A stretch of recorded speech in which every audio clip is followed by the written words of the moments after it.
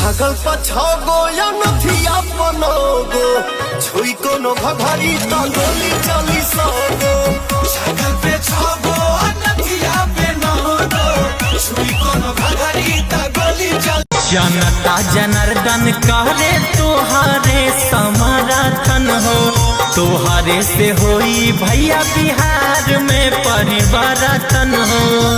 तू ही लिखबा नया एगो तोरा प्यार को हक बा हमारे गरम न कर पारा यदि कोते हो पैसारा मोटर हो जाई दोबारा बोला चलेला जिला में हमारे शासन जानू। अच्छा छनमवा धो देबू तो छुई न प्रशासन जानू।